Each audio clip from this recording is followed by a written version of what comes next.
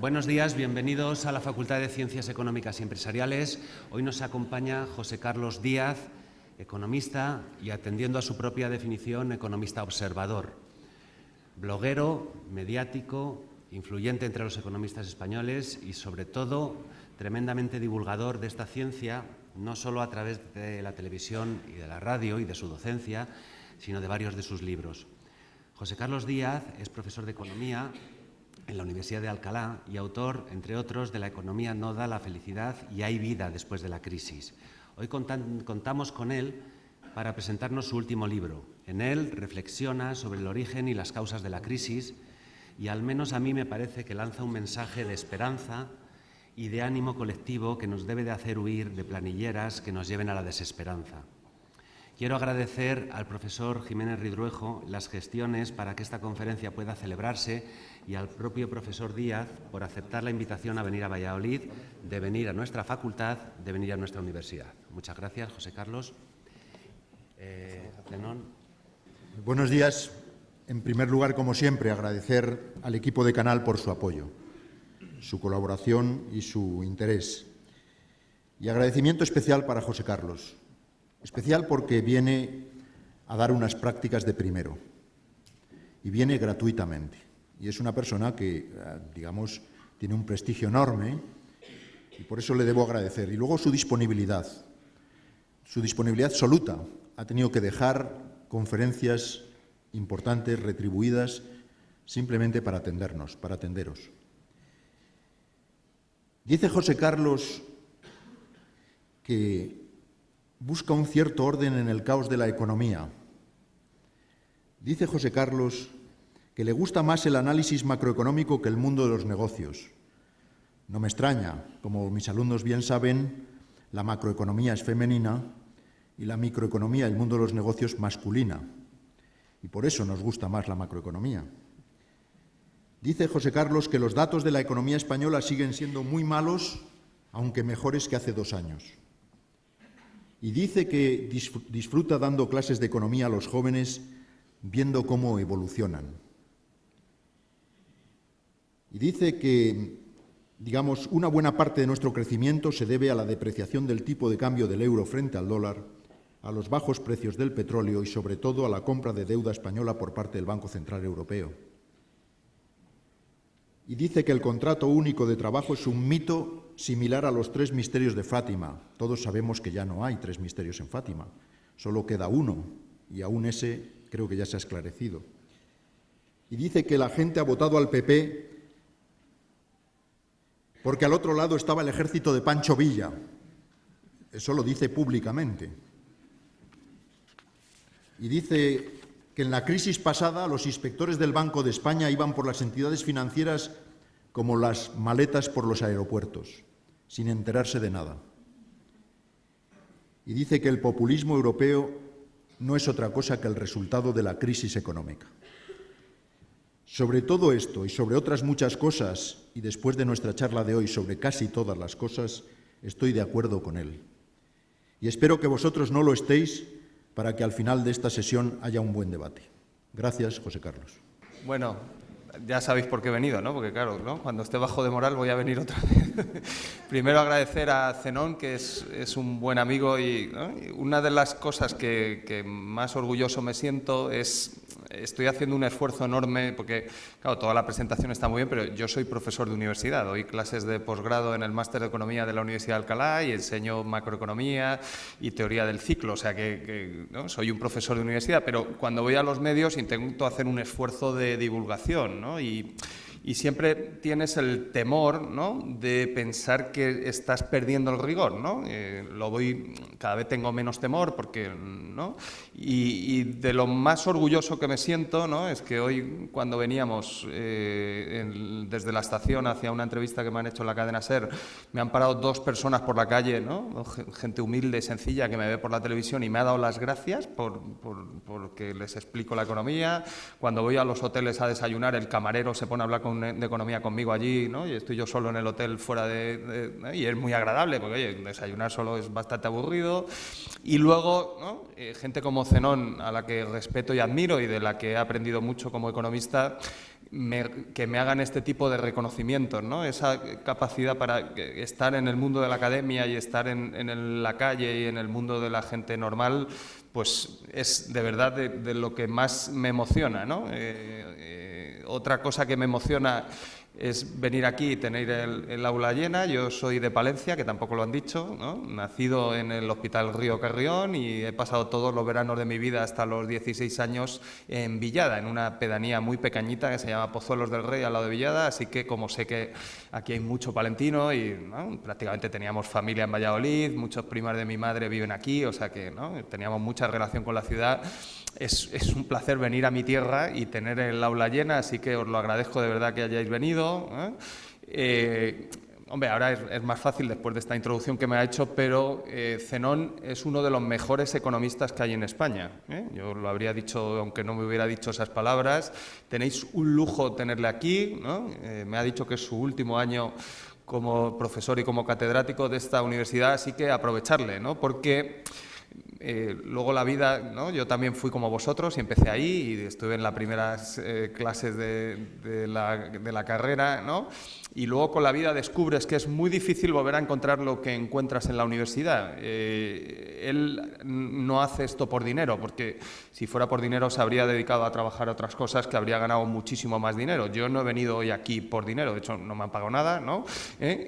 Para nosotros obtenemos utilidad, igual que le pasa al decano y a todos los profesores de la facultad, obtenemos utilidad cuando los conocimientos que os transferimos son útiles y cuando dentro de 5, 10 o 15 años, ¿no?, nos encontremos con todos vosotros y te paren por la calle o te vean en un sitio o, como me pasa a mí, me inviten a dar charlas alumnos míos que han triunfado, que les ha ido bien, que tienen un buen sueldo, que están bien contratados. El otro día estaba con mis niños comiendo un sábado y me paró una chica que le había contratado Bankinter en el Middle Office de gestión de carteras para banca privada y estaba cobrando 1.500 euros, ¿no? Es su primer trabajo. Entonces digo, hombre, eres una heroína, porque, ¿no?, el sueldo de entrada son 600, ¿no?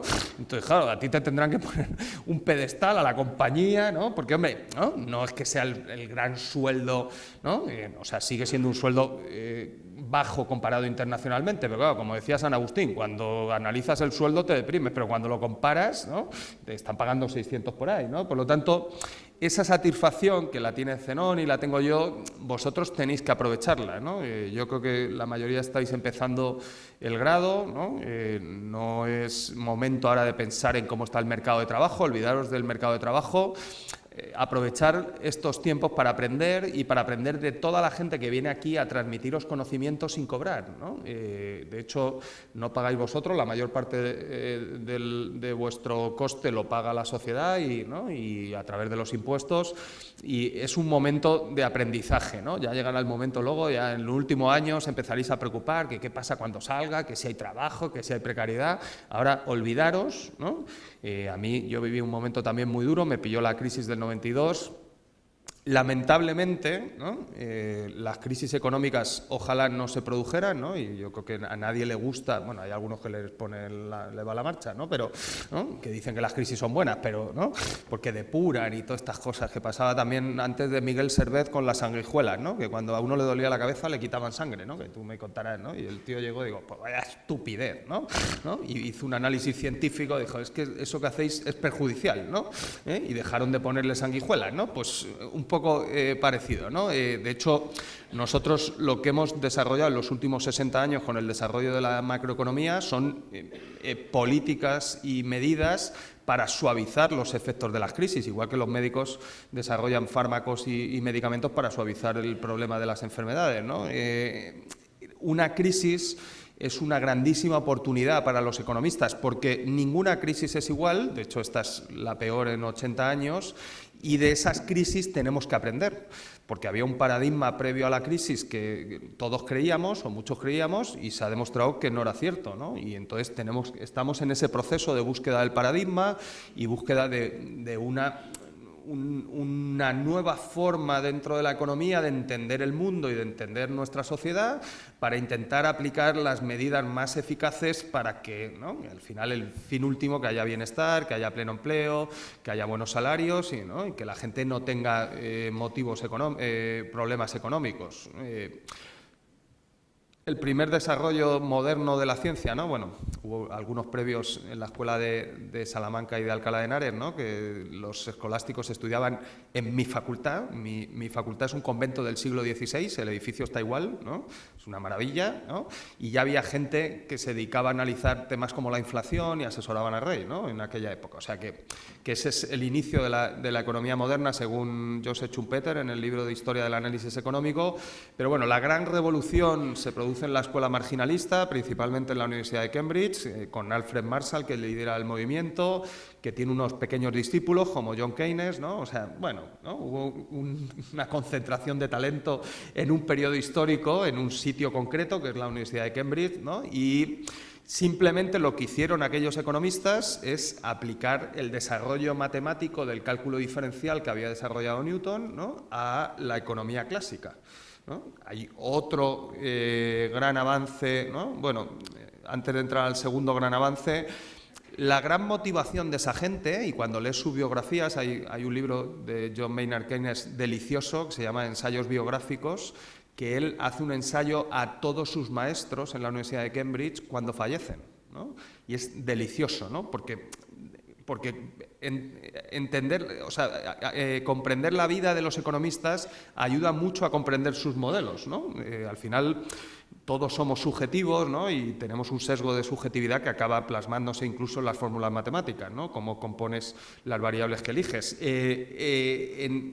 Por ejemplo, Alfred Marshall era extremadamente religioso, era victoriano, ¿no? Él creyó que ese desarrollo matemático y una mejor economía, ¿no? ayudaría a la sociedad a no preocuparse de los problemas económicos y a dedicar todo el tiempo al espíritu y a Dios.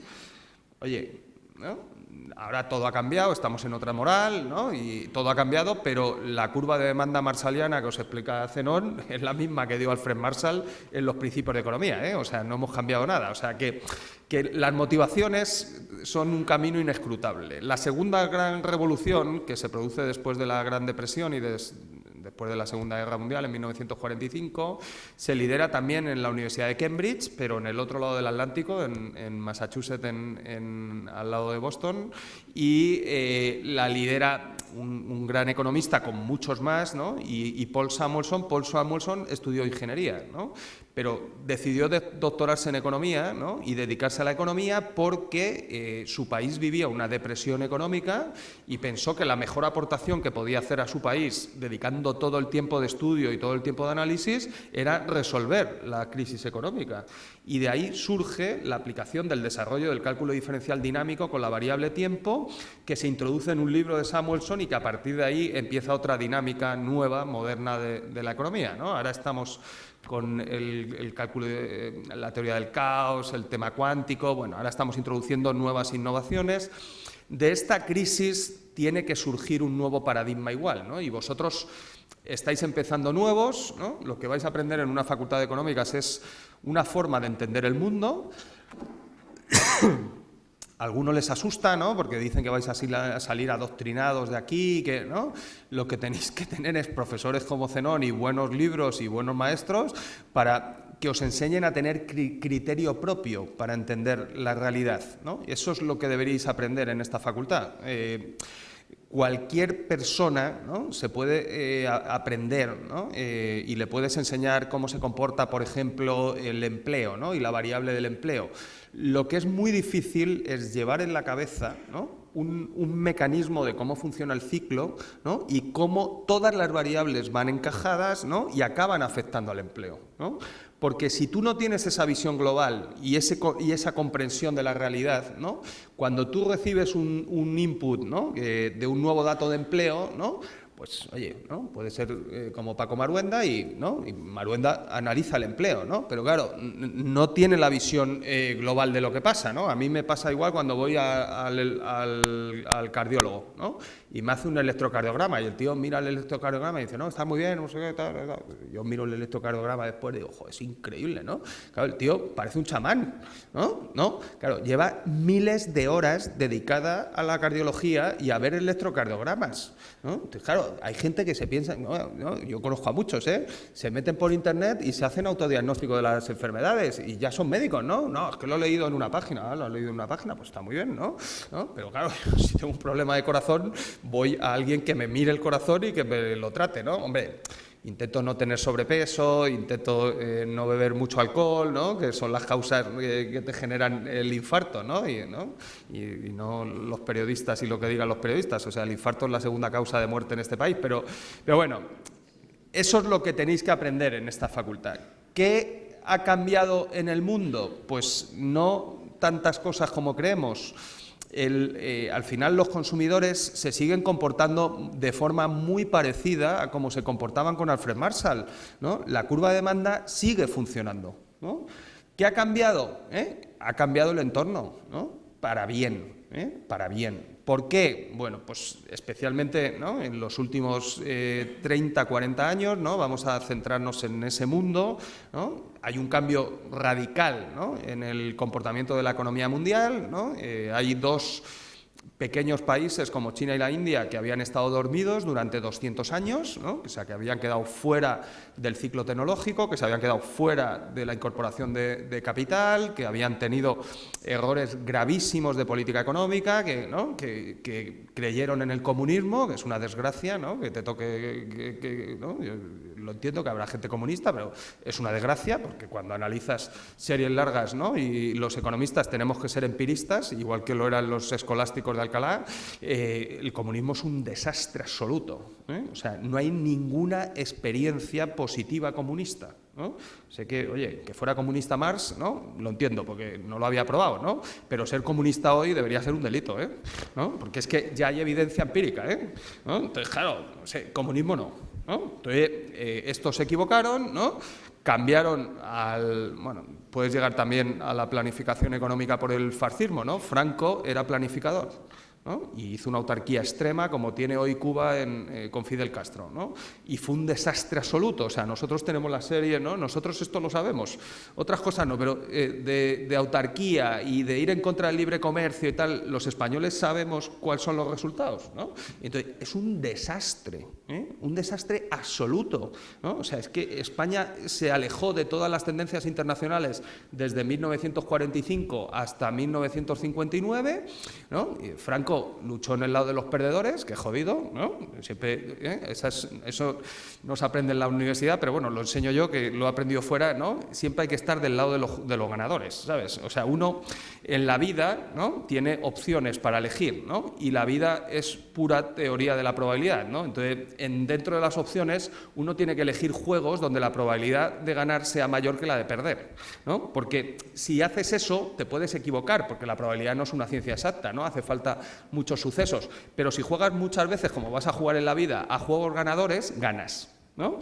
Y si juegas muchas veces a juegos perdedores, pierdes, ¿no? Entonces, esto es como el casino y el blackjack, ¿no? Tú tienes uno detrás del blackjack que juega probabilidades y 3 en el otro lado, ¿no? Y él no tiene que ganar a los 3, ¿no? Le vale con ganar dinero él, entonces puede ganar contra 2, ¿no? Se planta, y eso es la vida, La vida es una gestión pura de probabilidad y de decisiones, Y cuando hay que decidir, que es lo complicado de la vida, estás tú solo, ¿no? Y el miedo es humano, y hay que entender el miedo como una parte de nosotros. Lo que es imperdonable, y yo nunca os perdonaré, es que seáis cobardes. Cuando os enfrentéis a algo desconocido y sintáis miedo, es lo normal, porque somos animales, Lo que nos diferencia del resto de animales es que tenemos cerebro, tenemos conocimiento y le metemos un componente de racionalidad a las decisiones, ¿no? Pero al final la decisión es una decisión animal, ¿no? Y te enfrentas a un mundo de incertidumbre, entonces la resuelves, ¿no? Nosotros hemos incorporado la incertidumbre a nuestros análisis económicos. Yo hice un ejercicio con Luis Toaria, que ha fallecido, un gran profesor, ¿no? Que estudió en MIT con Paul Samuelson y con Robert Solow y con toda esta gente, ¿no? Y luego nos transmitió a nosotros todos esos conocimientos, y yo tuve que explicar en mi curso de doctorado en microeconomía la incertidumbre, ¿no? Y claro, descubrí, ¿no? Que el modelo era lineal, ¿no? Y que sí y solo sí se cumplían las conclusiones del modelo si el mundo fuera lineal. El mundo nunca es lineal. El mundo es caótico como nos enseñó Mandelbrot y los seres humanos somos los más caóticos. Nos comportamos de manera errática porque si no seríamos computadoras, ¿no? Estaría mejor, pero no tendríamos felicidad, no sufriríamos, no lloraríamos, no iríamos al cine, ¿no? ¿Para qué vas al cine si eres una computadora, ¿no? O sea, ¿no? O sea, todo lo que te hace feliz, ¿no? es incierto y todo lo que te hace infeliz también, ¿no? Entonces, ese componente de incertidumbre que está en la vida, ¿no? los economistas no lo sabemos resolver, ni podemos, porque nuestros modelos llegan hasta donde llegan, ¿no? Hay un chiste que cuenta Jace Tobin, ¿no? que es uno que está cerca de una luz, ¿no? y de una farola y está buscando por allí, ¿no? y el otro que pasa le da pena y dice, ¿qué te ha pasado? No, que he perdido las llaves del coche. Joder, vaya putada con las llaves del coche, ¿no? Bueno, se pone a ayudarle y a la media hora le dice, oye, ¿tú estás seguro que has perdido las llaves del coche aquí? Dice, no, las he perdido allí, pero allí no hay luz. No, que el economista siempre busca la luz, ¿no? Entonces yo no, es que este es mi modelo, ya tío, pero es que tu modelo, es que las llaves están allí, ¿no? Y allí, entonces el economista tiene que ir a hacer análisis y a tomar decisiones donde no hay luz, ¿eh? Y claro, yo lo compro, me hace mucha gracia ahora Zenón, ¿no? Porque hago una prueba de ácido a todos los economistas, ¿no? Pues todo un rollo, todos tienen su visión de la crisis, ¿no?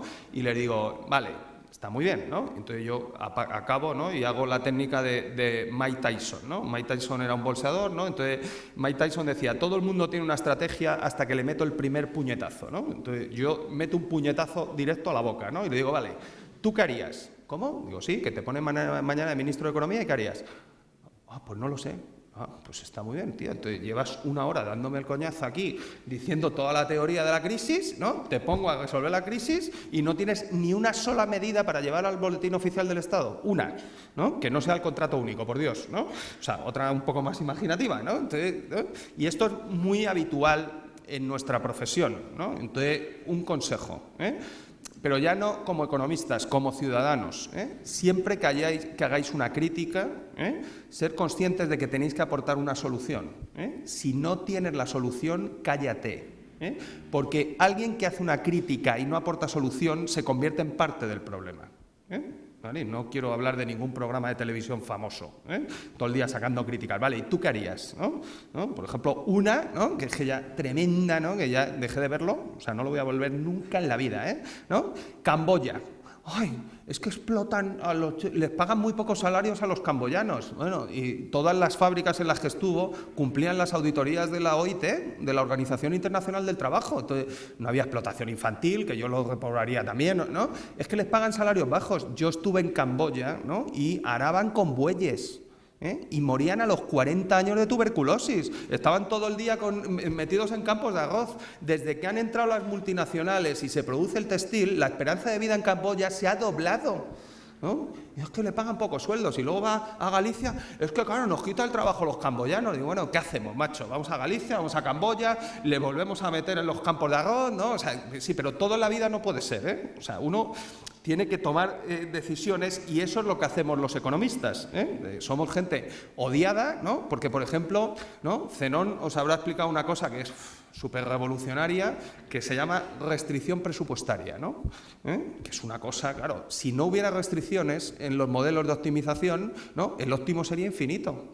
Entonces, no habría economistas, ¿no? Coño, pues tú, ¿cuánto consumirías? ¿Todo? ¿No? Y nadie trabajaría porque el trabajo es un mal. Cuando te toca la lotería, dejar de trabajar, ¿no? Entonces, la gente no trabaja por un bien, ¿no? Trabaja para tener una renta, para pagarse la cesta de la compra, ¿no? Entonces, ¿no? Claro, cuando mete la restricción presupuestaria, claro, el modelo se complica un poquito, ¿no? Sí, pero claro, entonces los economistas nos odian, ¿no? Porque siempre hacemos una pregunta que es de mala educación, ¿no? Que es políticamente incorrecto. Entonces, siempre ser políticamente incorrecto, siempre, Porque un economista y alguien de ADE y alguien que esté en una empresa, siempre que se presente una propuesta, tiene que preguntar, ¿y eso quién lo paga? Que a gente se lo ha olvidado, ¿no? ¿Vale? Entonces, es que estamos fatal, ¿no? Es que el mundo, es que no me gusta el mundo, es que fíjate que mal nos tratan a los jóvenes, ya, pero si a los jóvenes os tratan fatal, pero ¿quién paga todo esto? No lo habéis preguntado nunca, ¿no? ¿no? Pero claro, hemos pensado que esto es un maná, ¿no? No pasa nada, oye, llegamos por la mañana, abre el bedel y tenemos universidad porque nosotros lo valemos, ¿no? Oye, es que somos de Valladolid y de Palencia, joder, ¿no? Ya, pero aquí, macho, hay gente que se levanta todos los días a las 9 de la mañana o a las 8, ¿no? Entra a currar, se produce, de ahí se pagan impuestos, de los impuestos se paga la universidad, vosotros tendréis que salir a producir, ¿no? Y con lo que vosotros cobréis habrá que pagar las pensiones y esto es un ciclo intergeneracional. Y esto es un compromiso de solidaridad intergeneracional permanente, ¿no? Por eso, en cierta medida, me encanta venir con vosotros, porque estoy muy con vosotros ahora, ¿no? Y es verdad que o sea, no quiere decir que haya que hacer compasión con vosotros ni nada, pero o sea, es inmoral con los sueldos que estáis entrando en el mercado de trabajo, ¿no? Inmoral. Y claro, el mensaje que yo estoy mandando en los medios es muy sencillo, ¿no? Si nos acostumbramos a pagar estos sueldos a los jóvenes, olvídate de que los jóvenes vayan a ser solidarios y te paguen pensión, ¿no? Entonces yo, como soy muy egoísta, ¿no? Y sigo mucho el self-interest y el interés propio, ¿no? Os ayudo por puro egoísmo, ¿no? Yo quiero que me paguéis mi pensión, ¿no? Entonces, claro, sí, pero no, esto del látigo y los contratos de esclavitud, que era contrato único, ¿no? En Roma ya había contrato único, era el de esclavitud, ¿no? Yo no creo en la esclavitud, ¿no? Yo soy un demócrata, ¿no? Es más fácil creer en Dios que en la democracia, ¿no? Pero los demócratas somos muy creyentes, ¿no? Muy creyentes. Entonces, yo creo en que hay que trataros bien y pagar buenos salarios. Sé que Zenón nos enseña bien y eso, pero os recomiendo que entréis esta tarde en internet, ¿no? Y os veáis una entrevista que ha hecho Antonio Catalán, que si queréis le invito, que es muy amigo mío, a que venga aquí a la facultad y os dé una charla, ¿no? Un empresario con un poquito de éxito, solo tiene 15.000 empleos, ¿no? Está abriendo un hotel al mes, o sea, un hotel a la semana en todos los países del mundo, ¿no? O sea, es un empresario de éxito. Ha salido hoy en la cadena SER diciendo que es una inmoralidad pagar 2 euros a una camarera de piso, ¿no? Una inmoralidad. ¿Por qué? Lo he explicado en un post que voy a meter ahora, que lo he escrito viniendo en el tren, ¿no? Que hay que sacarle un poco de provecho a los viajes, porque como en el tren no hay teléfono y no te molesta nadie, ¿no? Escribo, ¿no? Entonces, he escrito un post. Entonces, claro, ¿cuál es la secuencia para los de ADE? Tú llegas y le pagas 2 euros a las camareras de piso porque, oye, como las empresas tienen que maximizar el beneficio, ¿no? Da igual, baja los salarios, ¿no? Y subes el margen, ¿no? Eso es lo que dice el modelo básico de la micro, ¿no? Pero claro, la micro, los economistas somos un desastre como empresarios también, ¿no? Entonces, ¿qué pasa cuando tú le bajas a 2 euros a la camarera de piso? La camarera de piso baja un poquito la motivación, un poco, ¿no? Entonces, no limpia bien la habitación. Entonces, se deja pelos en el baño, ¿no? Especialmente cuando vas a hoteles que tienen los baños de vidrio, ¿no? Entonces se ve todo, ¿no? Entonces te dejan el pelo, ¿no? Entonces viene el cliente, ve el pelo, ¿no? Y hay gente que entra en pánico. Yo no soy muy escrupuloso, pero hay gente que sí, ¿no? Y ve el pelo, esto es un asco, tal, ¿no? Reacción, el cliente no vuelve a ir a un hotel de la cadena, ¿no? Pierden los hoteles, ¿no? Y quiebran, ¿no? ¿Qué pasa cuando quiebran? Que cuando quiebran, el banco les ejecuta la deuda y se queda con el hotel, ¿no? ¿Y qué hace el banco con el hotel? Llama a Antonio Catalán, ¿no? Pues yo soy consejero con él y estoy en la empresa, ¿no? Y nos ofrecen el hotel para gestionarlo. Entonces llega Antonio Catalán, lo primero que hace es invertir y remodelar el hotel, ponerlo bonito para que la gente cuando vaya, ¿no? Esté en un sitio confortable. Como dice él, el negocio hotelero no ha cambiado desde Jesucristo. Quieren una buena cama para dormir y un servicio de calidad, ¿no? Entonces, tampoco es tan complicado gestionar hoteles, ¿no? Y sube el sueldo a las camareras de piso, ¿no? Las camareras de piso quitan los pelos del baño, ¿no? Los clientes se quedan encantados, vuelven y le dicen a otra gente que hay que ir a OC porque es un sitio muy limpio y muy confortable, ¿no? Ganamos mucho dinero, ¿no? Y mucho más que los otros, ¿no? ¿Qué le está pasando a todas las cadenas que empezaron a ofrecer low cost? Van a morir todas. ¿Por qué? Porque la gente va a ir a Airbnb. Es más barato, ¿no? Entonces, claro, no tienes que pagar a la de la recepción, ¿no? Entonces, oye, ¿no? ¿Qué nos pasa a nosotros? Que venga Airbnb o la Virgen de Fátima, es que nos da igual. Nosotros llenamos los hoteles con un precio razonable, donde la empresa gana dinero y donde los trabajadores están contentos y cada vez tenemos más hoteles, ¿no? Pues eso, ¿no? ¿Qué tipo de negocio quieres, ¿no? Y cómo te sales de un mundo de yo te lo hago más barato a un mundo donde yo te lo hago mejor a buen precio, ¿no? Entonces, ¿Qué ha pasado en ese mundo? Pues que el mundo se ha globalizado y lo que antes se hacía local, porque ¿no? él creó NH con un hotel en Navarra, que la sociedad se llamaba Navarra Hoteles, ¿no? Contrató a una empresa de branding y de marketing, que aquí están los de marketing, ¿no? Y tuvo mucho marketing, ¿no? Creó la marca NH, ¿no? Que era el acrónimo de Navarra Hoteles, ¿no? Entonces, hoy, ¿no? Contratas a uno de marketing, ¿no? De Valladolid o de Harvard, ¿no? Porque NH estuvo muy bien pensada, porque ¿no? fue un gran diseño, bueno, pues fue un gran diseño, pero no, era el acrónimo de la sociedad, ¿no? O sea que, ahora, claro, hoy es una marca porque la gente cuando ve la marca, ¿no? identifica unos criterios de calidad, ¿no? Y sabe que está entrando en un hotel donde va a estar confortable, donde le van a tratar bien, ¿no? Pasa igual con Inditex y con Zara, ¿no? Ha creado marca, ¿no? Pero Zara se creó con una tienda, ¿no? en una calle de La Coruña con un señor que era autónomo y su mujer, ¿no? ¿Qué tenían estos dos señores? Os voy a contar una anécdota que me contó el presidente de SEAT en Galicia, ¿no? Que estaba allí el concesionario, él estaba en su despacho muy arriba, porque era la época franquista, entonces había muchas jerarquías, ¿no? Claro, Antonio Catalán no tiene jerarquías en los hoteles, el cliente es el rey, ¿no? Y toda la estrategia de la compañía circula alrededor del cliente, ¿eh? El jefe no es Antonio Catalán, es el cliente que contrata la habitación, ¿eh? Y todos los trabajadores están mirando al cliente, no a Antonio Catalán, ¿eh? En SEAT, como era un monopolio, no había que cuidar al cliente, no había otro coche, ¿no? Vas a cuidar. ¿Quieres un coche? Este, ¿no? Entonces, de repente, llegaron dos clientes al concesionario de SEAT, ¿no? y montaron el pollo, ¿no? Y tuvo que bajar el director.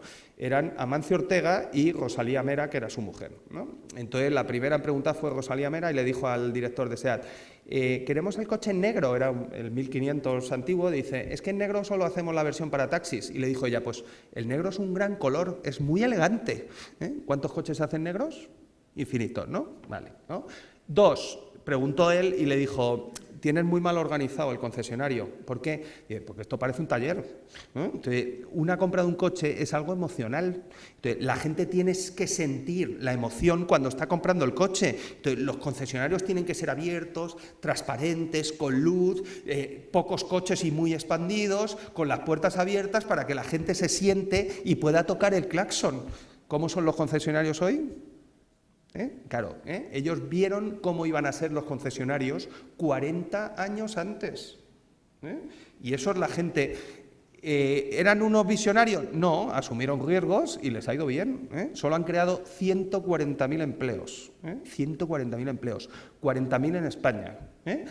Es la única empresa europea que en los últimos 30 años ha entrado en el Global Title 500 de capitalización bursátil mundial, ¿no? Ella ya ha fallecido, ¿no? Las próximas 10 generaciones no tienen tiempo en la vida para gastarse la fortuna que ha creado el tío, ¿no? Bueno, hace 3 meses, ¿no? En julio, se presentó en Madrid, como no le conoce ni Dios, ahora le han hecho un vídeo, ¿no? Pero había una foto de él por ahí pululando, no ha hecho entrevistas, ¿no? Se presentó en Madrid con un avión privado a Torrejón, cogió un coche, le dejó en la puerta de la Gran Vía de la tienda de Primark, de la competencia, estuvo 4 horas analizando la tienda, ¿no? Salió de allí con un cabreo de la leche, que me lo han contado, ¿no? Llamó a su comité de dirección y convocó al comité de dirección por la tarde en Arteixo, en La Coruña. Los que estaban en Madrid tuvieron que volar, ¿no? Llegó allí y les dijo, vamos a ver, aquí algo no estamos haciendo bien, nosotros somos el líder de esto y estos de Primar han hecho una tienda mejor que nosotros. Entonces, os vais a ir todos a ver la tienda y me vais a hacer un informe ejecutivo de qué ha pasado en la tienda. Claro, eso es un empresario. Claro, el empresario típico de, me ha ido bien, me voy a comprar un yate, ¿no? Me hago promotor inmobiliario, ¿no? Juego al golf, por la mañana le hago unos hoyitos, ¿no? Voy relajado, ¿no? Quedo con el alcalde y con el no sé qué, hago 4 business. Eso no es un empresario, eso es un arbitrajista, ¿no? O sea, un tío que tiene contactos en la administración y consigue concesiones no es un empresario, ¿eh? Hay algunos que sí, pero uno que... ¿De qué consigue la concesión? De lo que sea, me da igual, ¿no? La Gürtel, ¿no? O sea, el modelo Gürtel está muy bien, ¿no? Sí, pero ¿y cuál es tu ventaja competitiva? diga, no, que conozco a Ana Botella. Ah, ¿eres amigo de Ana Botella? Ah, pues está muy bien, ¿no? Una gran... ¿Y has pasado por la universidad? No, ¿para qué? ¿No?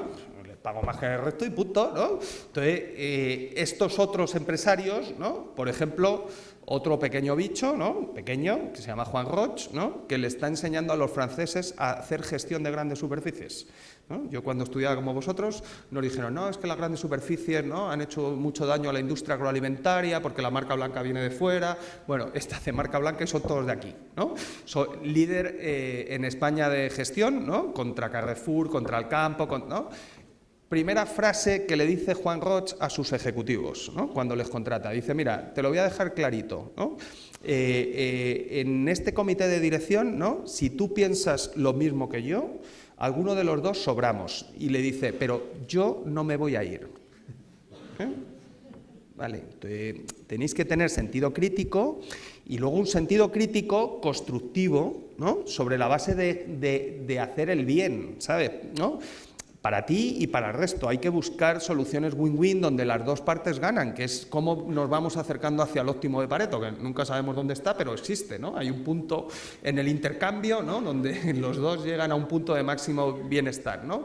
Que mi interpretación es la contraria, es un punto en un mundo de incertidumbre de mínimo malestar. A ti lo que te gustaría como buen animal es quedarte con todo, ¿no? Pero tienes miedo que si hoy te quedas con todo y repites el juego, luego te quedes tú sin nada, ¿no? Entonces, eres capaz de ceder para llegar a un punto de intercambio, ¿no? Y eso se ve muy bien en la negociación colectiva entre salarios y empresa y sindicatos, ¿no? Claro, si los empresarios...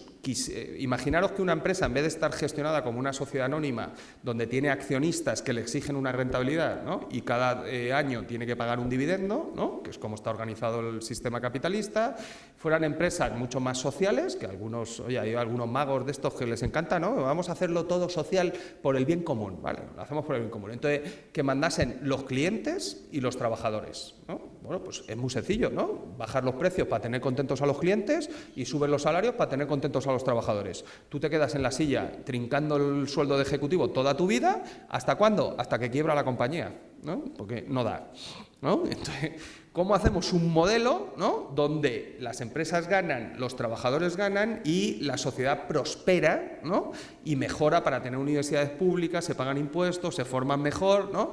Bueno, lo que defendemos los socialdemócratas como Zenón y yo, ¿no? O sea, una cosa que no es un punto intermedio lineal entre el ultraliberalismo y el comunismo, ¿no?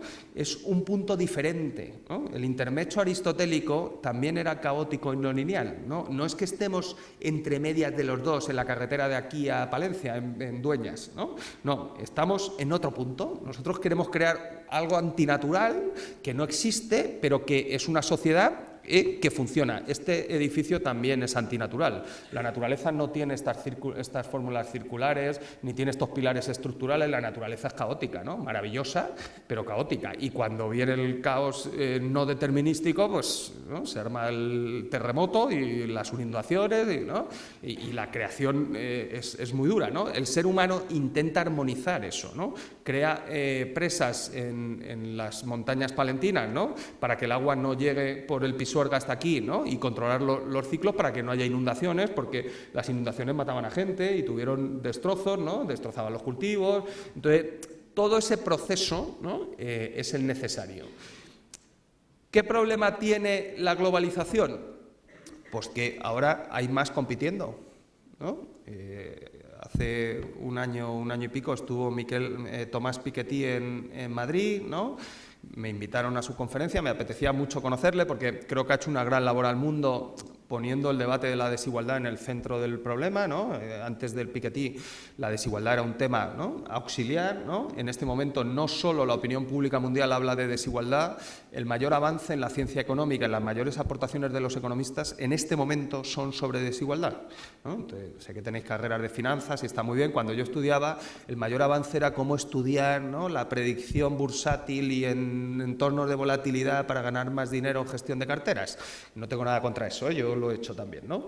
Pero, hombre, está mucho mejor que los economistas aportemos algo sobre, primero, diagnóstico de desigualdad, ¿no?, y segundo, medidas para revertirla, aunque no es fácil, pero se puede revertir la desigualdad.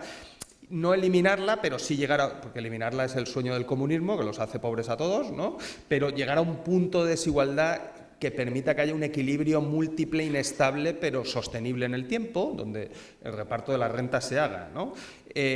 Thomas Piketty dio una charla y dijo, no, es que a mí me gusta el modelo de los 60, ¿no? El modelo de los 60 es el mío, y, ¿no? Entonces, oye, y yo levanté la manita, que hay que preguntar mucho y no tener vergüenza, eso también, ¿no? Se aprende preguntando y perdiendo la vergüenza, pero fijaros que la vergüenza también es miedo, ¿eh? Porque el cerebro humano no está acostumbrado a preguntar en público, ¿no? No tan preparado desde niño, bueno, hay niños que sí, le sacan en los programas de la tele y bailan y eso, ¿no? Pero los niños normales, no. Entonces, el miedo se vence haciéndolo, ¿no? Gestionando los riesgos, ¿no? Y no diciendo, oye, bueno, diciendo tonterías es imposible, porque siempre dices tonterías, pero pocas, ¿no? O sea, controlando las cosas que dices, pensándolas, ¿no? Yo pregunté y le dije, oye, Tomás, que tu libro, que es El capital del siglo XXI, ¿es solo para franceses o los chinos también tienen derecho a tener capital en el siglo XXI? No, ¿por qué? Digo, es que en los 60 no había chinos, tío. O sea, los chinos comían una taza de arroz, ¿no? Los europeos y los americanos nos quedábamos con el 80% del PIB mundial, ¿no? Entonces, claro, quiero el modelo de los 60, el nuestro, ¿no? El de los chinos no, ¿no? Entonces, los chinos han huido del comunismo, se están haciendo socialdemócratas, van lentos, pero van a llegar, ¿no? Quieren un estado del bienestar, quieren poner un sistema de pensiones, quieren tener buenas universidades, bueno, lo que tenemos nosotros, quieren tener buenos sistemas de transporte, un tren de alta velocidad va a venir 1 hora hasta Valladolid, que yo, ¿no? Tardaba 4 horas y media en llegar al pueblo de mi madre en verano, ¿no? O sea que en el mismo tren, porque he venido en el Intercity, ¿sabes? El mismo, bueno, en la misma vía, ¿no? Han cambiado las vías, han mejorado el tren y las máquinas y se tarda, bueno, ahora hasta Palencia no llega a 2 horas, ¿no? 1:20, ¿no? Pues fíjate lo que hemos ahorrado, ¿no? Entonces, antes, bueno, venir aquí era un viaje, ¿no? Pues tenías que venir para un periodo largo, ¿no? Ahora puedes venir en el día y volver, ¿no? Y no duermes, ¿eh? Para los hoteles de Valladolid no es una buena cosa, pero bueno, todo tiene sus costes. No me contestó Piketty, se quedó a su rollo y eso, ¿no?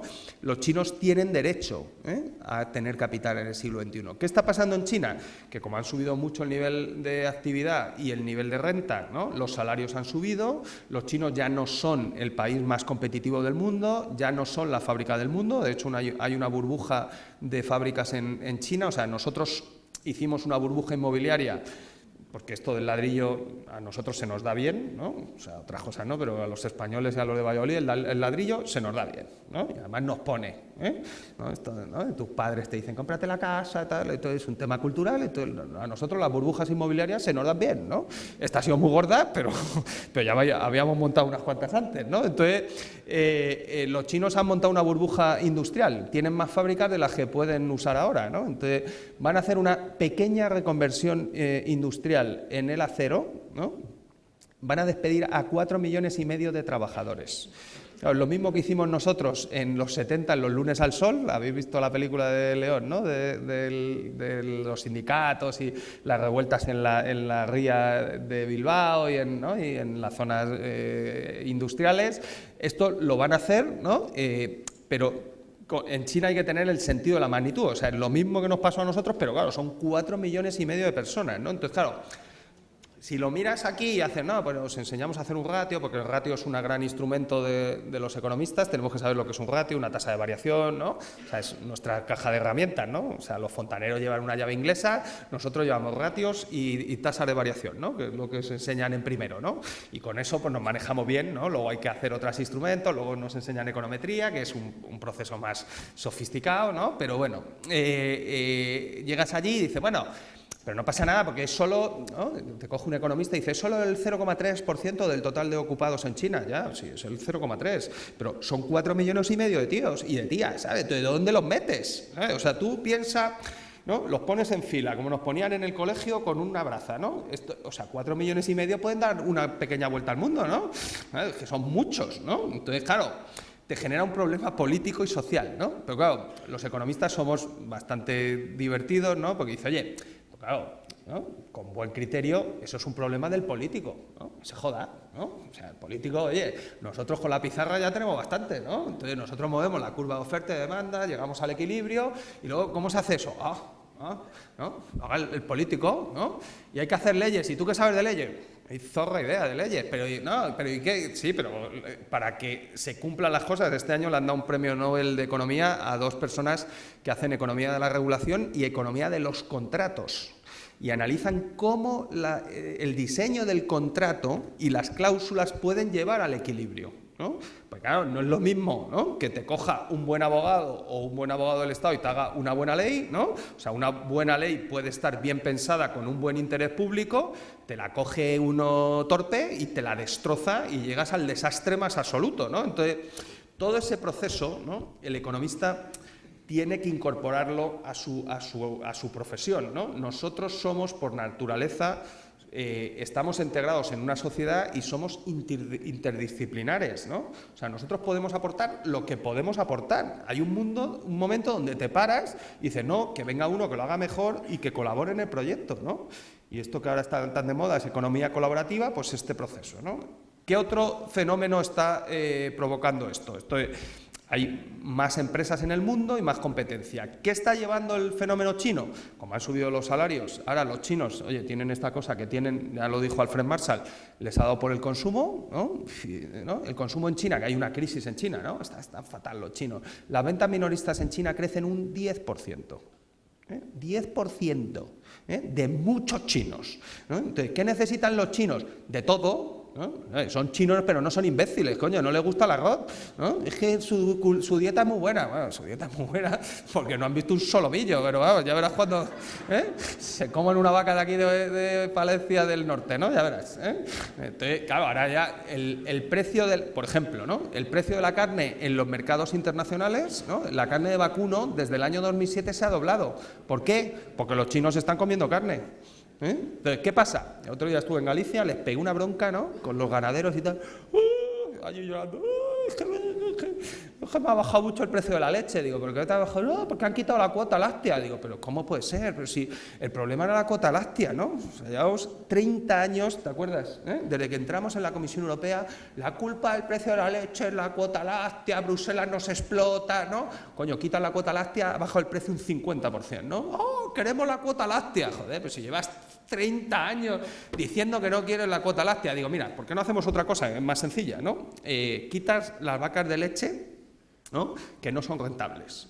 Oye, muy duro, pero no son rentables. No porque te hayan quitado la cuota láctea, porque la gente no bebe leche animal. Porque la gente que está y pone la leche en las estanterías, en Mercadona y las grandes superficies, han visto que ahora la gente bebe leche de soja. ¿Por qué? Porque le gusta vivir sano y porque no quieren morir de un infarto de corazón, ¿no?, como hemos visto antes de ayer. Pues oye, porque te cuidas, ¿no?, y tienes un infarto que lo puedes prevenir con muchos años de buena salud, ¿no?, evidentemente. Entonces, esto es la señal que no es que la leche no sea buena ni mala, es que tiene mucha grasa, ¿no? Entonces, cambias el concepto. Entonces, tienen 2/3 de vacas de leche y 1/3 de vaca de carne, ¿no? Digo, cambiamos 2/3 a vaca de carne y 1/3 a vaca de leche, ¿no? Y ya está, ¿no? Con la vaca de carne tienen otro pequeño problema, porque la venden solo en Galicia, ¿no? Porque se la dan al carnicero del pueblo al lado, ¿no? Y el carnicero del pueblo al lado la vende a los del pueblo y los del pueblo han tenido una pequeña caída de renta por la crisis. Entonces, el precio de la carne en Galicia ha caído un 50% desde el 2007. Entonces, claro, el mensaje no es pobre gallegos, os vamos a ayudar, os vamos a meter otra vez la cuota láctea, ¿no? El mensaje de un economista es, oye, tío, despertar, algo no estáis haciendo bien, porque el precio de la carne en el mundo está creciendo un 100% y en Galicia ha caído un 50%. Entonces, nadie puede pensar que hay que llevar a vender la carne fuera. Que es muy complicado, ¿no? O sea, Colón se cogió un botarate de 20 metros, ¿no?, y se cruzó el Atlántico. Y ahí dice, es que, como dicen los cubanos, es muy complejo exportar. Coño, claro. Si fuera fácil, joder, todo el mundo haría exportación, ¿no? Entonces, ya sabemos que es complejo, ¿no? Pero ¿a ti para qué te pagan, no? Entonces, tú tienes un sueldo para gestionar la complejidad, ¿no? Entonces, primera intento de internacionalización, Portugal. ¿Por qué? Está cerca. Está cerca, ¿no? Pero si Portugal está peor que nosotros, ¿no? Si le ha caído más la renta que nosotros, ¿no? Segundo intento, Brasil, ¿no? Porque como entro en Portugal y hablan portugués, me lo llevo a Brasil. Digo, pero si Brasil tiene mejor carne que nosotros. O sea, si es que hay unos pastos en el sur de Brasil y en Porto Alegre, ¿no? Digo, vamos a ver, ¿no? Digo, nadie ha podido pensar que hay que ir a Dubái y a Emiratos Árabes, ¿no? ¿Por qué? Digo, coño, porque tienes un problema con el cerdo religioso, pero el vacuno se lo comen, ¿no? El cerdo también, cuando vienen aquí, porque dicen que el jamón no es muy, ¿no? Les pasa como los del Opus con las mujeres, ¿no? Que no es, ¿no? O sea, el jamón lo comen, aquí, ¿no? Entonces, ¿no? Que sí, son pecados veniales, bueno, vale, ¿no? Pero vamos, el vacuno no hay problemas, ¿no? Entonces lo gestionan y se lo comen, claro, entonces en Dubái no hay pastos, ¿no? Y las vacas que hay, coño, o las meten clenbuterol o allí no crecen las vacas, ¿sabes? Entonces, ¿no? O sea, esto es la globalización, ¿sabes? Lo hago muy divertido para ridiculizarlo, ¿no? Pero claro, si le coges miedo a la globalización, ¿qué te va a pasar? Que vas a vender la carne aquí, que vas a bajar un 50% el precio y que los salarios van a estar bajos, ¿no? Entonces vas a Galicia, es que quiero el salario alto y la carne de aquí. Digo, mira, tío, toda la vida no puede ser, ¿sabes? O sea, si la carne la vendes fuera, ¿no? Y luego coges el salario alto aquí y pones más vacas a pastar, pero si tenéis pastos, ¿no? En vez de eucaliptos, poner vacas, ¿no? O sea, este es un ejemplo muy básico, ¿no? Se puede hacer más complejo. 2, la revolución tecnológica, ¿no? La tecnología siempre ha sido un aliado del ser humano. De hecho, si no hubiéramos tenido capacidad cerebral para crear instrumentos y crear tecnología, estaríamos a 4 patas. Entonces, es que ahora hay que ponerles, o sea, todavía no ha empezado, está empezando el fenómeno de la robotización, ¿no? Y es que hay que ponerles cotizaciones a la seguridad social a los robots. Vamos a ver, ¿no? Si la cotización a la seguridad social es un impuesto finalista que tiene como sentido pagar una pensión, ¿no? ¿Le vas a pagar una pensión al robot? No, eso no. Vale. Estoy hablando de un debate que está hoy en los medios de comunicación, ¿no? Que todos los periodistas lo cogen, ¿eh? Sí, pues una cotización, cojonudo, venga. ¿No? Esto, sí, ¿quién la paga? No, la empresa. Pues mejor, nada, venga. Cotización, ¿no le vas a pagar pensión? No, entonces cotización no, ¿no? Entonces, venga. ¿Le ponemos una tasa? Bueno, pues le ponemos una tasa, eso sí, ¿no? Vale, ¿no? O un precio público, otra cosa, venga, vale. ¿Una tasa por qué? ¿No? En 1845, un ministro de Hacienda se llamaba Mon, ¿no? Y otro Santillán, ¿no? Desarrollaron una cosa que hoy llamamos impuesto sobre la renta, ¿no? Entonces, fijaros qué concepto tan loco tuvieron estos, ¿no? Y dijeron, oye, si en vez de empezar a gravar, ¿no? La actividad económica como hacíamos en la Edad Media en los burgos, ¿no? O sea, Burgos era un burgo, ¿no? Y había una muralla, ¿no? Entonces, por entrar a la muralla, tracatrá. Por coger agua, tracatrá. Por entrar en no sé qué, todo era tracatrá, ¿no? Entonces dice, mira, no vamos a cobrar por entrar en la muralla, no vamos a cobrar por coger el agua, no vamos a cobrar, ¿no? Vamos a cobrar por la renta que genera.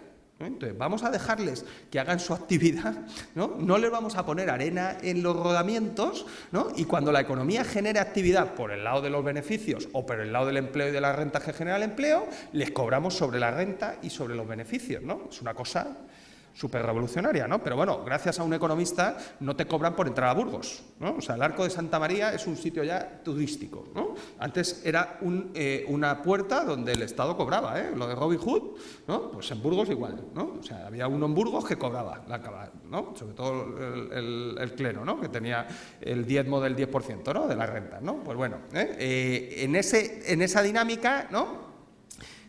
¿Qué está pasando con la robotización, ¿no? Que es un fenómeno que genera miedo. Pues que lo que habíamos visto es que determinados puestos de trabajo se estaban deslocalizando a China, a la India, por menores salarios, ¿no? De repente hay un proceso de envejecimiento de la población en Europa y de repente un ingeniero se pone a lucubrar y dice, pues metemos robots.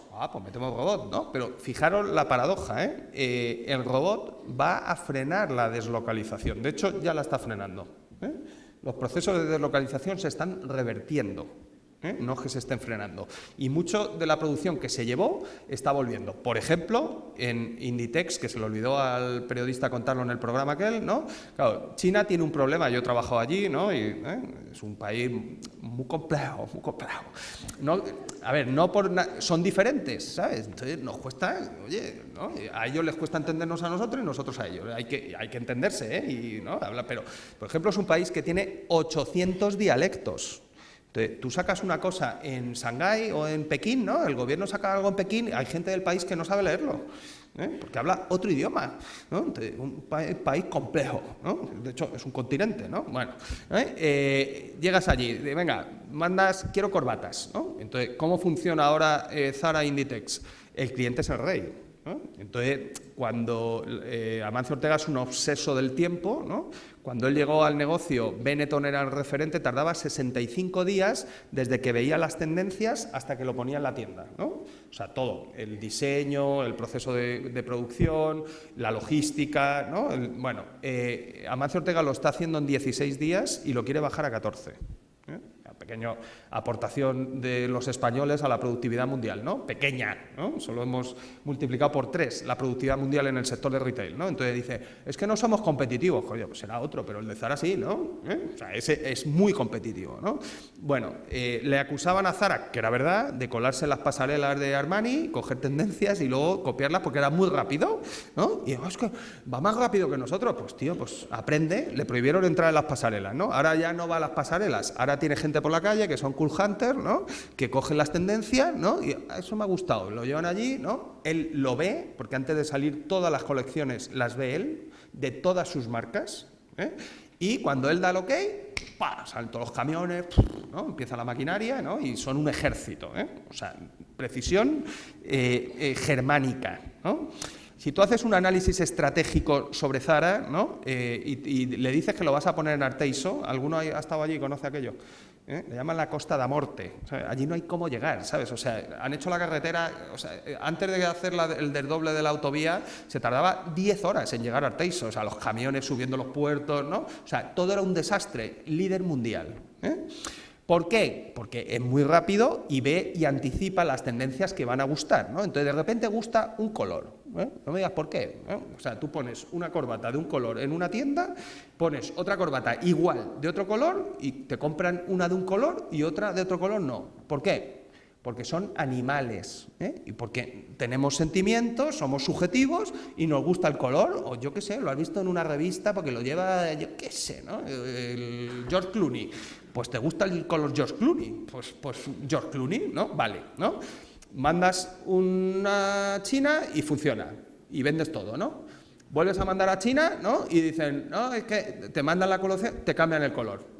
Joder, te he dicho el color George Clooney, ¿no? Y te mandan otro que es parecido, pero ya no lo vendes, ¿no? Y te comes toda la producción de corbatas y la sacas por el outlet y pierdes dinero con las corbatas, ¿no?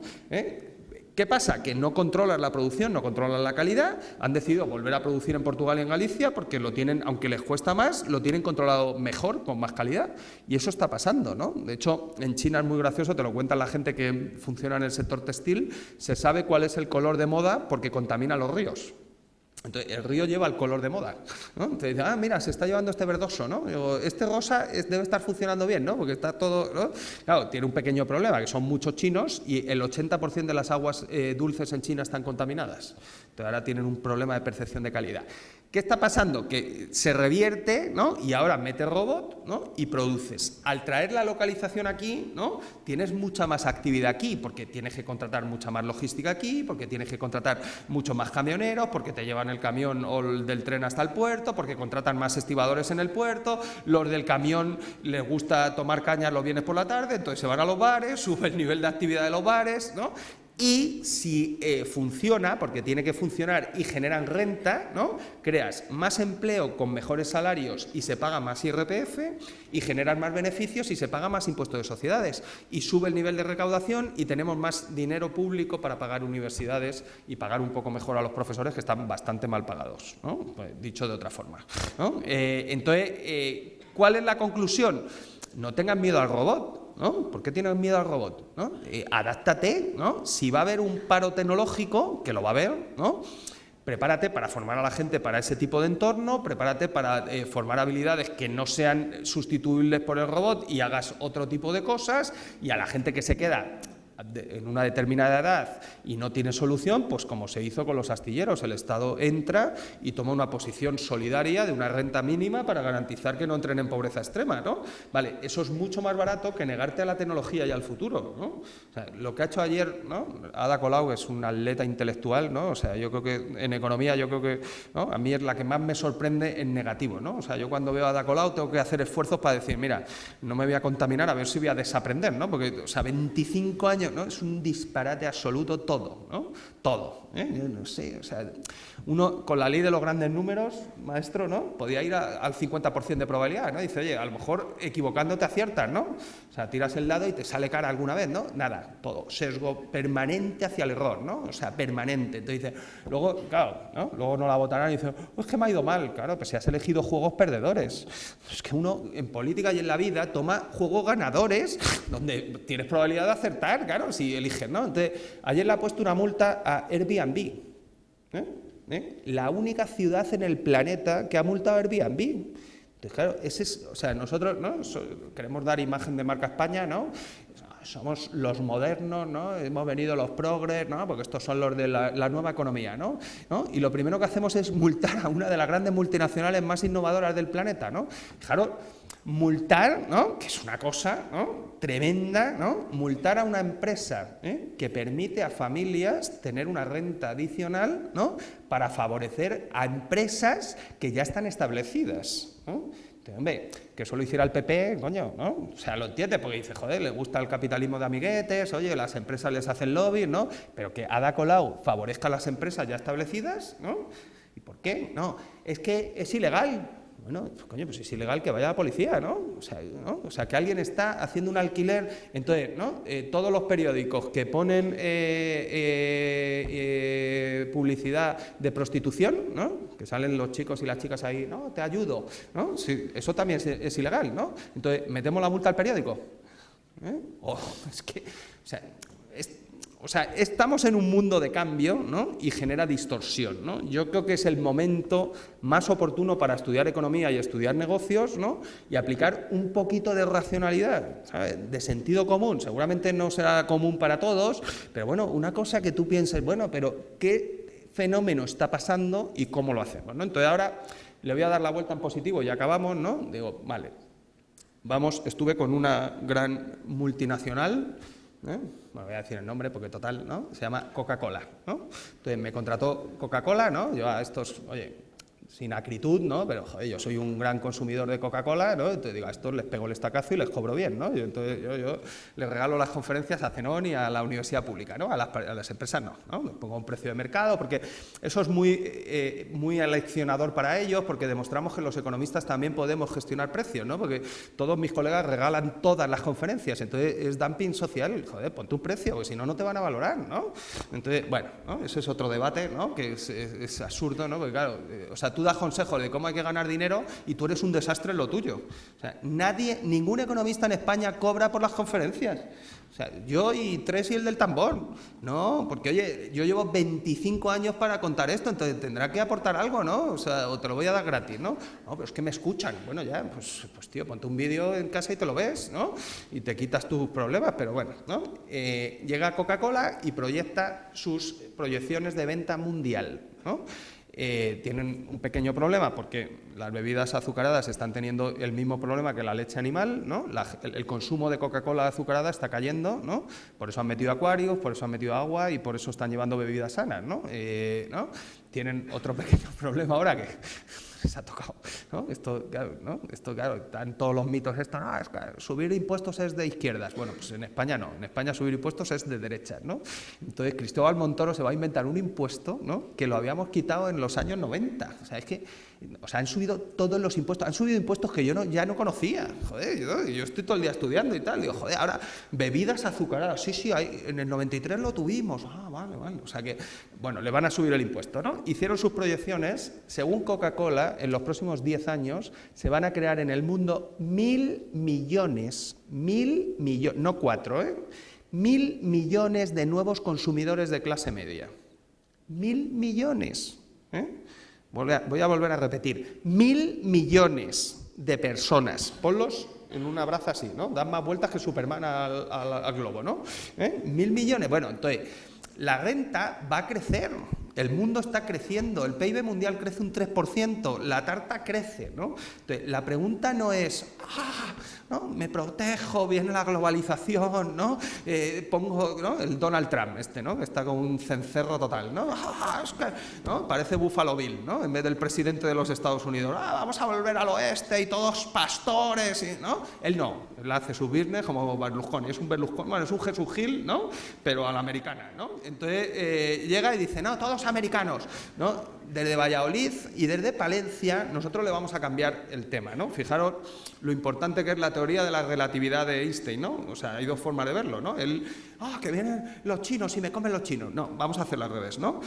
¿Qué podemos nosotros vender en ese mundo de 1.000 millones de personas, ¿no? Y con que pillemos un trocito de la tarta, es que lo voy a poner pequeñito, así, ¿no? Puedes triplicar la población de Valladolid y Palencia, ¿no? Por ejemplo, oye, sin acritud, ¿no? Les podemos vender coches, sin acritud, uno de los modelos que se producen en Palencia, el 80% del modelo se vende en Corea del Sur, Entonces, vamos a ir contra la globalización, eso, con un par, y cerramos la fábrica de Palencia, ¿no? Entonces, ¿alguien ha hecho un estudio de impacto de si cortamos el TTIP y cortamos el TPP y los PPP, ¿no? ¿Qué hacemos si no hay fábrica de coches en Palencia? No haya estudio de impacto, ¿no? O sea, estos de Podemos que son unos genios, ¿no? Vamos a cortar el TTIP, venga. Y si cerramos la fábrica de Palencia, ¿qué le hacemos a los de Palencia? Yo tengo familia allí, ¿eh? Una mujer de mi primo trabaja en la fábrica, ¿no? Y es ingeniera y está en la fase de diseño y con los motores, y o sea que, ¿no? El padre era también de la Renault y estaba en la cadena de producción, ahora han puesto un robot y la hija es ingeniera, ¿no? Entonces, no, vamos a quitar los robots y nos ponemos en la cadena de producción, otra vez todos con el mono allí, ¿no? Pues estará mejor la hija allí, ¿no? Hay muchos más empleados en la fábrica que cuando estaba el padre, ¿no? Bueno, vendemos en Corea del Sur, venga, ¿no? Nosotros libre comercio, vale, pero ¿por qué dependemos todo Palencia solo de una fábrica? ¿No podríamos tener algo más? ¿No? Digo yo, ¿no? No tiene por qué ser otra fábrica, a lo mejor puede ser tecnología, ¿no? Por ejemplo, León, ¿no? Es uno de los grandes centros de innovación mundial en ciberseguridad, ¿no? Que, claro, es también igual que lo de NH, ¿no? Que dicen, no, es que hay un estudio muy, ¿no? Que dice, joder, es que claro, ¿no? Es que esto tenía que ser en León, no podía ser de otra forma. Vamos, León es un centro de ciberseguridad porque el presidente de gobierno, que era José Luis Rodríguez Zapatero, era de León. Y iba a haber un centro de ciberseguridad y dice, ¿dónde lo montamos? En León. ¿Por qué? Porque soy de León, ¿no? Y llegó. Y el AVE llegó a León porque el presidente era de León. Joder, es que no hay que hacer tampoco muchos análisis, ¿no? Luego iba a ir para Galicia, pero primero llegó a León, ¿no? Entonces, hay un centro de ciberseguridad y tú dices, ¿pero eso es importante? Muy importante, porque está generando 30 empresas, es un proyecto público, ¿no? Que 30 empresas, ¿no? Hoy viven de ese proyecto público, con dinero público. Zenón estuvo en el proceso, en todo el proceso de innovación y demás ellos fueron los ideólogos, ¿no? Que pensaron, ¿no? Los economistas pensaron que había que apostar por la I+D y la productividad, ¿te acuerdas? Y luego hay 30 empresas con muchos empleados que viven de la ciberseguridad en León, ¿no? Pues eso, ¿no? Esto, que tú dices, no, es que es un móvil, ¿no? Porque este de Apple, ¿no? ¿Cómo se llamaba? El que falleció. Este es un genio que es verdad, era un genio, ¿no? Este bicho lleva más de 1.000 patentes, ¿eh? El 80% de las patentes se han creado en universidades públicas con dinero público, ¿eh? Este tiene contratados más abogados que ingenieros, no paga las patentes, ¿eh? Que tengo un amigo ahora que está peleando allí con ellos, ¿no? Entonces tiene un juego, ¿no? Que como en Estados Unidos es un caos y es un país con una inseguridad jurídica tremenda, luego hablan de los cubanos y los venezolanos, entonces tú te metes en un juzgado en Estados Unidos y no sabes lo que te va a costar. El abogado de mi amigo le cobra $1.000 la hora. Es que es un experto, vale, ¿no? Yo quiero ser americano, ¿no? $1.000 la hora, ¿no? Entonces, estos juegan y dicen, bueno, te calculo lo que te va a costar el juicio y tal, te pago por la patente lo que te va a costar el juicio, y así te ahorras el juicio y yo me cuesta lo mismo, ¿no? Entonces, la colaboración público-privada en la innovación es clave. ¿Por qué? Porque la economía del conocimiento está en las universidades y las universidades en España son públicas y los recursos son públicos. ¿Qué falta? Transformar ese conocimiento en negocios y en patentes que generen empleo y que generen buenos salarios. ¿Y qué hace falta para eso? Empresarios, ¿eh? ¿Qué tipo de empresarios? Pues estos que he hablado yo aquí, los pequeños que se hacen muy grandes, ¿no? En España le hemos cogido el cariño a lo pequeño, ¿sabes? ¿No? Yo no tengo nada contra lo pequeño, pero cuando tú coges la encuesta de estructura salarial, las empresas de más de 50 trabajadores pagan un salario medio el doble que las empresas pequeñas. Yo no tengo nada contra los pequeños, pero yo las quiero grandes, porque así habrá más gente con salarios. Sobre una base estructural que no solo sea la Renault, sino otros sectores competitivos, con capacidad de vender en el exterior de manera rentable, con buenos empleos y buenos salarios, tú creas un edificio en Palencia, voy a poner el caso de Palencia, pero puede ser cualquier ciudad de España, ¿no? En Palencia creas un edificio más grande, ¿no? Estamos hablando de la estructura de hormigón, los pilares de hormigón, ¿no?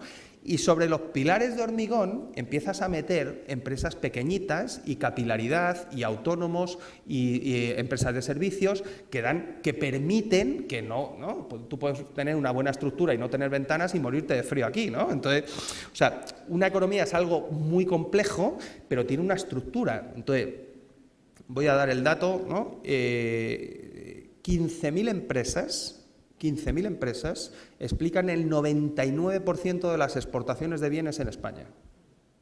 Hay 1,5 millones de empresas registradas en el registro de la Seguridad Social, de empleo, ¿no? Entonces, no son 15.000, son 45.000 empresas, ¿no? Las que explican el 99% de las exportaciones. Entonces, ¿qué necesitamos para bajar la tasa de paro, contratar a todos los que estáis aquí, que tengáis buenos salarios al salir? Pues en vez de 50.000 de esas, 150.000.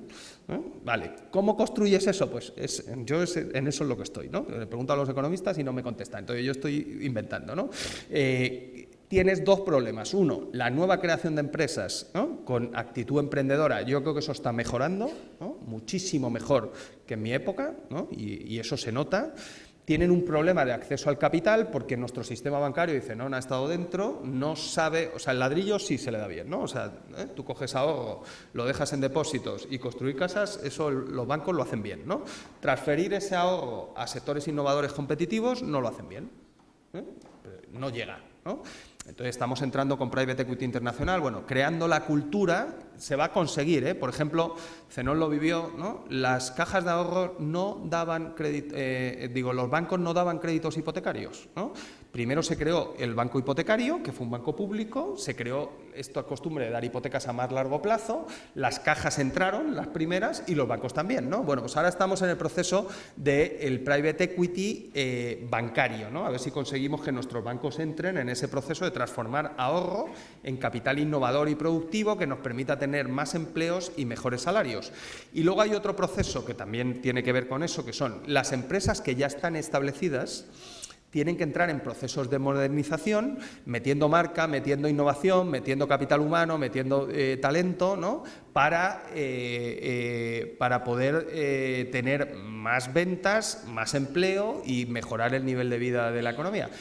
Esto es lo que falta en España, O sea, España era un país muy atrasado cuando murió Franco en el año 75, la democracia nos ha sentado bien, la globalización nos ha sentado bien, la tecnología y la robotización nos ha sentado bien, hemos multiplicado el empleo, hemos pasado de 12 a 18 millones de ocupados, ¿no? En España, y hemos multiplicado por 3 el gasto social por habitante. Esto no ha pasado en ningún país del planeta. O sea, España no tenía estado del bienestar y hoy tiene estado del bienestar. ¿Hemos hecho recortes? Sí. ¿Se ha gestionado mal la crisis? Sí. ¿Ha sido una crisis durísima? Sí. ¿Nos equivocamos con la burbuja? Sí, vale, que sí, ¿no? ¿Cómo nos ponemos todos en la misma dirección a salir para tener... Y el objetivo, centrados, es tener empresas más innovadoras que se queden con un trocito pequeño de la tarta mundial que va a crecer, ¿no? Y para eso, ¿no? Os necesitamos a todos vosotros, pero educados y bien armados en la cabeza y motivados, a partir de ahora, el que os diga que esto va a ser un desastre, que nos van a comer los robots, que vienen los chinos, que vas a ser un 1000 eurista toda tu vida, o 600 euristas, esa es una persona peligrosa. Alejaros de él a 10 metros como si fuera un navajero, porque os va a generar toda la energía negativa necesaria para que se autocumpla la profecía, ¿no? Vosotros mentalizados, ¿no? Yo a estudiar mucho, a sacar mucho, ¿no? Y 1000 eurista su madre, ¿no? Yo a ganar muchísima pasta, que es lo que tenéis que hacer, ¿no? Ganar muchísima muchísimo dinero, ¿no? Y pagar muchísimos impuestos, ¿no? Y es que es malo ganar mucho dinero. Bueno, será malo para ti, ¿no? Luego los que decían eso están forrados, ¿no? Y cobraban $600.000 por una encuesta, lo metían en el impuesto de sociedades, ¿no? Bueno, eso es otro debate, pero bueno, centraros en lo vuestro, y lo mejor que podéis hacer para ayudar al país es educaros bien, ¿no? Y hacer lo mejor para vosotros, y luego ser honestos, no seáis corruptos, y ser solidarios con todo el país, que gracias a él, ¿no? Os estáis formando aquí y estamos haciendo este esfuerzo para que luego lo hagáis vosotros con mis hijos, que son más pequeñitos, a ver si conseguimos enganchar la cadena. Muchísimas gracias. Un placer.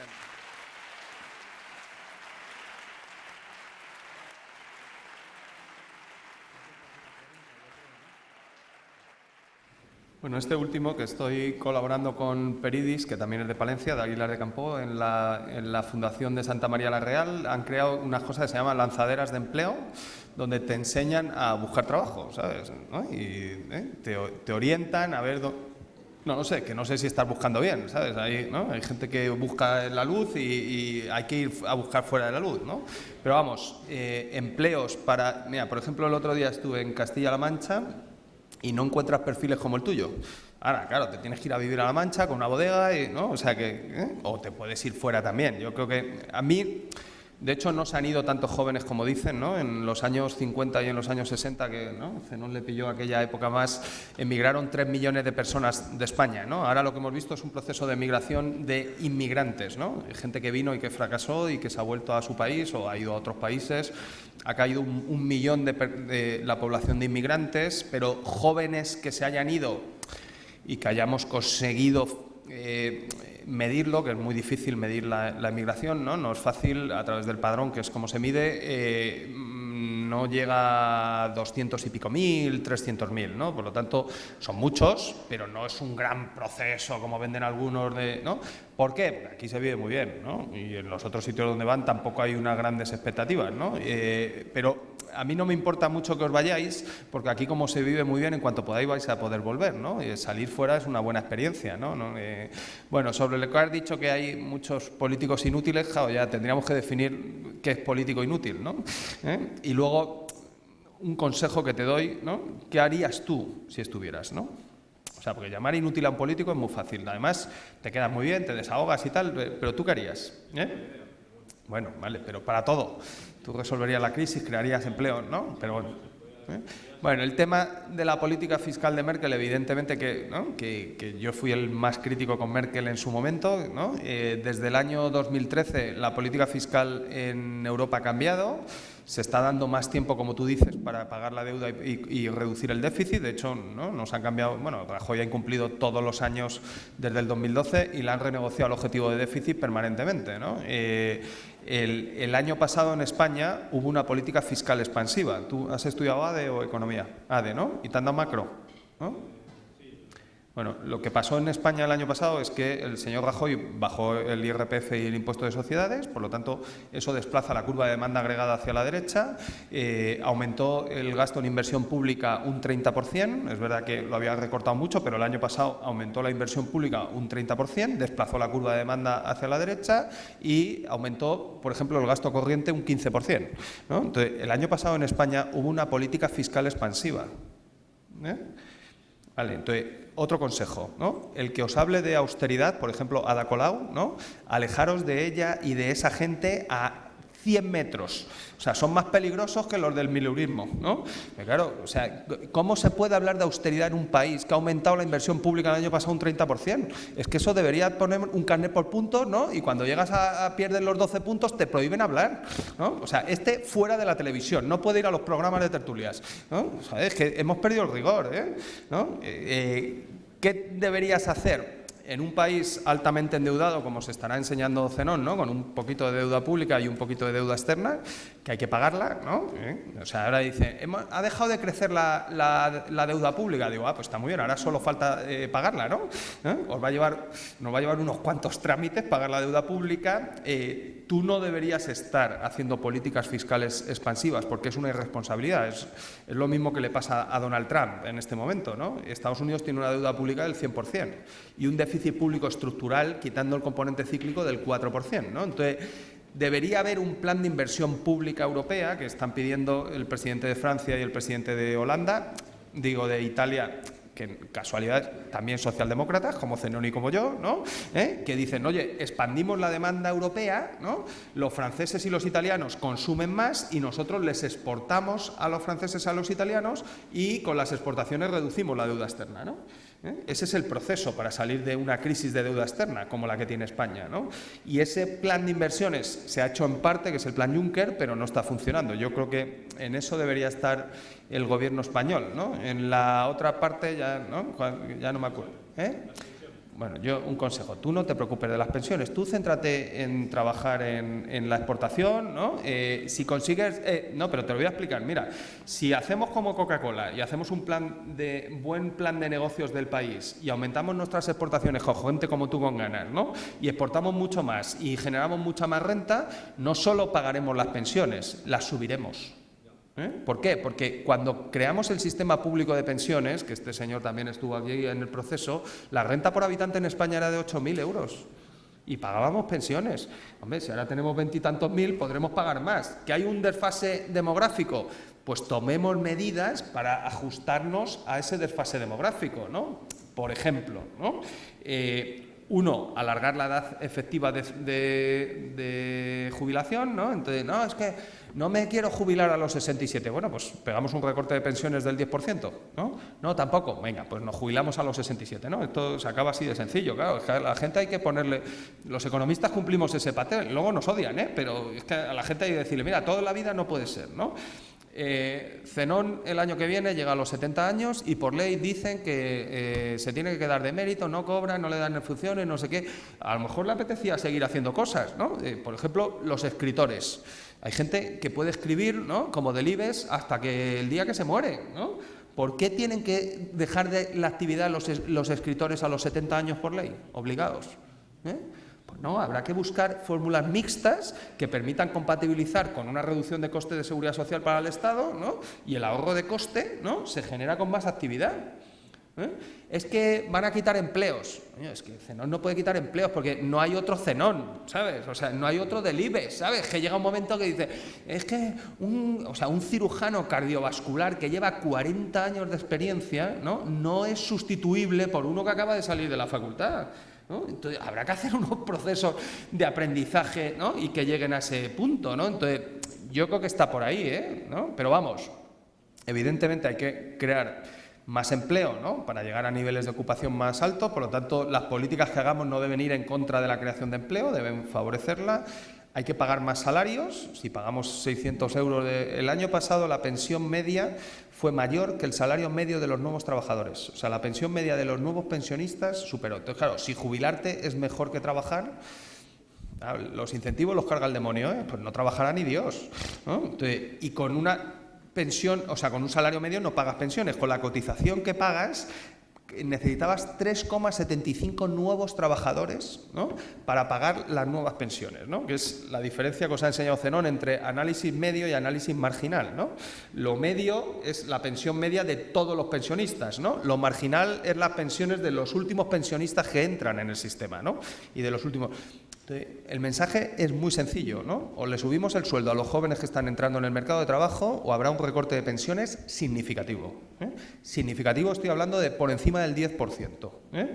No se puede mentir a la sociedad como hizo la ministra de Empleo antes de ayer en el Pacto de Toledo diciendo, tranquilo, las pensiones están aseguradas, ¿no? Yo es que me pongo de los nervios, ¿sabes? Coño, o sea... ¿Tienes un plan para analizar el problema, hacer un diagnóstico y decirnos que la vas a asegurar? O sea, yo cuando sale alguien, ¿no?, a hacer un análisis y no tiene la solución, es que ella es parte del problema, porque, ¿no?, la reforma laboral ha permitido que se hagan sociedades que arbitran convenios para pagar 2 euros a las camareras de piso en hoteles de la Costa del Sol o de Canarias o de Baleares, donde los ingresos están un 30% por encima del 2007. Y eso lo ha permitido la reforma laboral. Entonces, tan difícil es, ¿no? O sea, aunque seas ministra, yo qué sé, ¿sabes? Un día te sales del ministerio y te das un paseo por la calle, te tomas 2 cañas y preguntas a la gente del bar, ¿sabes? Que es un ejercicio muy sano, ¿no? Oye, no puedes reconocer que te has equivocado y que hay algo de la reforma laboral que no está funcionando bien, ¿no? Pues yo creo que es el camino, pero vamos, Tú céntrate, focus en encontrar un buen empleo, ganar mucho dinero y pagar muchos impuestos y subiremos las pensiones, ¿no? Primera, el problema no es la tecnología, como él dice, el problema es la velocidad de la intensidad tecnológica.